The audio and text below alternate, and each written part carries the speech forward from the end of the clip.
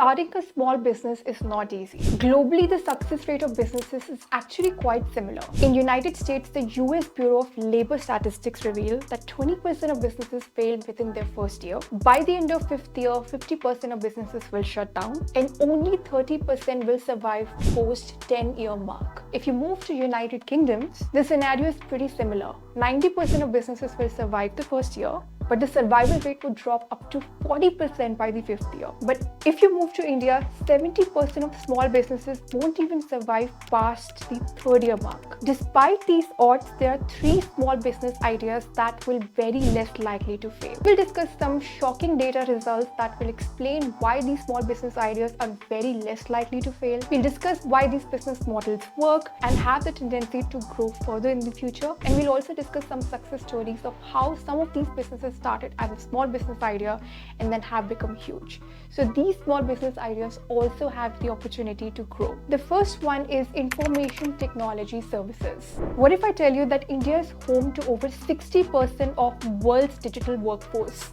Yes, 60%. Whether it comes to AI-focused startups or cybersecurity, the technology sector is growing like anything. In 2023, IT exports from India valued over $227 billion. But how this business model works? It basically involves offering services such as cybersecurity, AI, cloud computing, software development. In fact, the biggest giants in the world still continue to use India as their primary workforce when it comes to software development or IT-related requirements. The huge labor force, the competitive rates, as well as the ecosystem in India is perfect to delegate the IT-related services to India. But why this business model is very less likely to fail? Number one is the growing demand of technology. Technology has become an important part of any business, and governments also do realize that. In developed countries, in fact, you get an initiative from government in terms of tax deductions if you incorporate technology. For example, in Australia, you get tax deduction if you're using any kind of technology that makes your business better. Moreover, in order to fight with the competitors in any industry, adoption of technology is now a must.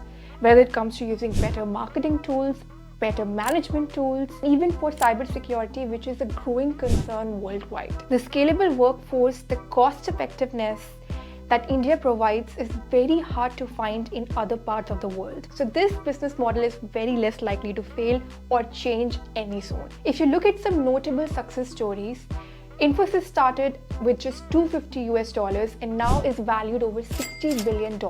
They understood long ago that this sector is only going to increase and only going to grow, and they revolutionized the outsourcing. In current times, if you look example of Zoho, which is a Chennai-based startup which is doing the same, it's fighting against giants like Salesforce. Zoho have over 70 million users worldwide. The incredible growth, the exponential growth that they're going through is a very fine example of why India is the best place to start any IT service related business. Let's move on to the next business model. Childcare and elderly care services. Traditionally family-centered, now India is becoming more and more nuclear. With more urbanization, with aging population issue, as well as with dual household incomes, it is really hard to give that kind of attention to children and elderly as you could in the past. Moreover, even corporate companies are providing childcare services and similar kind of services and options in order to retain their talent. For example, companies like Infosys and TCS have on-campus childcare services.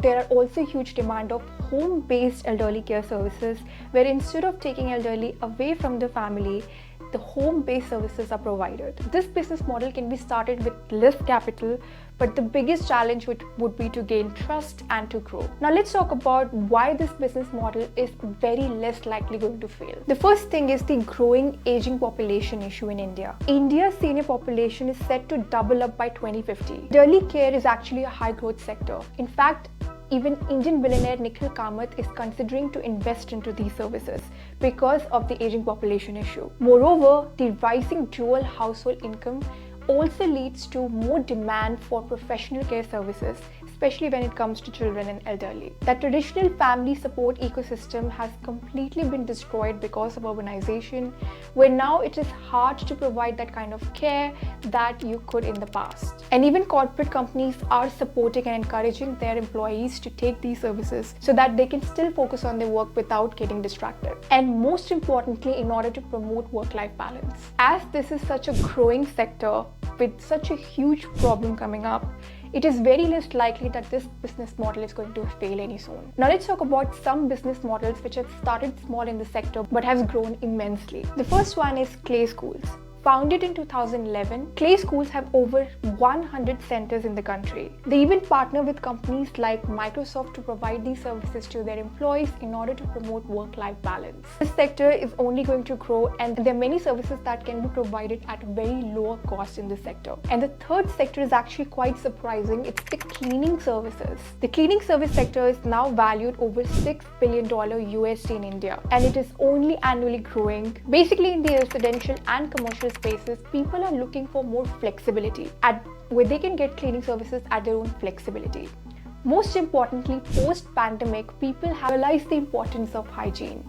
So there is a growing demand for services such as deep cleaning, sanitation, and even people are looking for eco-friendly alternatives with less harmful chemicals or no harmful chemicals at all. Offices and hospitals are especially prioritizing cleaning because they do realize how dangerous it can be, especially after going through a pandemic. Moreover, sustainability is another factor which is considered a lot. So why this model succeeds? Because of urbanization, dual household incomes where it is hard, and people are also looking for flexible options. Moreover, the biggest reason is the heightened awareness about hygiene. All thanks to COVID-19, that now companies want their employees to come back and avoid the work from home facade, and for that it is really important for them to show that the workforce is clean, is safe for them to arrive back. Moreover, government cleanliness awareness initiatives are also encouraging and promoting new business opportunities. Let's look at some examples which are doing really well. For example, Urban Company was started in 2014. They now serve over millions of users and provide different kind of services from deep cleaning to